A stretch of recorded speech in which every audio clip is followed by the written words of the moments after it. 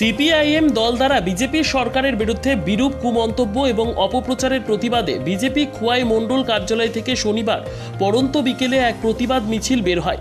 মূলত সারা রাজ্যব্যাপী এই প্রতিবাদ মিছিল সংগঠিত হচ্ছে আজ। এরই অঙ্গ হিসেবে খোয়াই মণ্ডল কার্যালয় থেকে প্রতিবাদ মিছিলটি আয়োজিত হয় গোটা খোয়াই শহরে।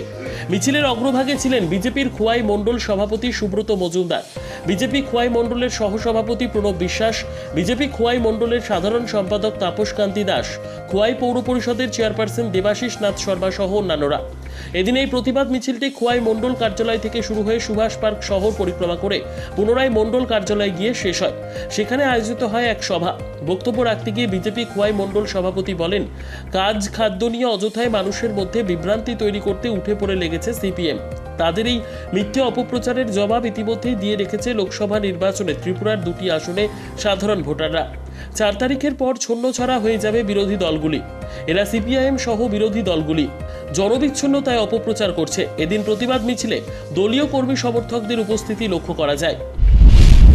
যে পেট্রোল সংকট, ডিজেল সংকট দুদিনের জন্য হয়েছে, আমরা দেখেছি রাজ্যের মুখ্যমন্ত্রী কেন্দ্রীয় পেট্রোলিয়াম মন্ত্রীকে চিঠি লিখে দ্রুততার সঙ্গে তার সমাধান করেছেন। আমরা বিগত দিনে ত্রিপুরা রাজ্যের মানুষ, এই খোয়াইয়ের মানুষ প্রতিনিয়ত প্রত্যক্ষ করতাম।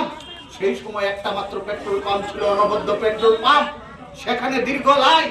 এবং এটা এইরকম নয় যে 5 বছরে একদিন, বছরে একদিন, এরকম নয়, প্রায়শই মাসের প্রায়শই এইরকম আমরা দেখতাম যে পেট্রোল পাম্প থেকে লাইন ধরতে ধরতে সে হাসপাতাল পার হয়ে জ্যোতি সিনেমা হলের সংলগ্ন স্টেট ব্যাংক পার হয়ে সেখানে গিয়ে লাইন চলে যেত।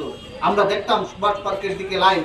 এবং শুধু তাই নয়, এক সময় কেন এ রাজ্যের বামফ্রন্ট সরকার এ রাজ্যের সর্বস্তরের মানুষের প্রয়োজনে এ রাজ্যে পেট্রোল ডিজেল যথাযথভাবে মজুত করছে না, সে দাবি নিয়ে যখন পেট্রোলের লাইনে থাকা, দীর্ঘক্ষণ লাইনে দাঁড়িয়ে থাকা মানুষ প্রতিবাদী হয়ে উঠেছে, তখন আজকের যিনি বিধায়ক এই খোয়াইয়ের, উনি পর্যন্ত সেই প্রতিবাদী মানুষদেরকে লাঠি নিয়ে তেড়ে গিয়েছিলেন।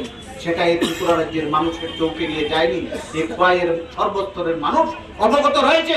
আর আজকে মাত্র দুদিনের পেট্রোল ডিজেলের সংকটের কারণেই তারা বলছে রাজ্য সরকার কিছু করছে না, পেট্রোল ডিজেল নাকি নেই। আজকে ত্রিপুরা রাজ্যের সর্বত্র পেট্রোল ডিজেল আমাদের পর্যাপ্ত পরিমাণে রয়েছে। আমরা এই ত্রিপুরা রাজ্যের সর্বস্তরের মানুষের কাছে বলতে চাই, এই ত্রিপুরা রাজ্যে ভারতীয় জনতা পার্টির সরকার রাজনীতির ঊর্ধ্বে উঠে এই ত্রিপুরা রাজ্যের সর্বস্তরের মানুষের কল্যাণে এবং রাজ্যকে ভারতবর্ষের একটা উন্নততর রাজ্যে পরিণত করার লক্ষ্যে কাজ করে চলেছে। খোয়াই থেকে শুভঙ্কর দের প্রতিবেদন, দুরন্ত টিভি।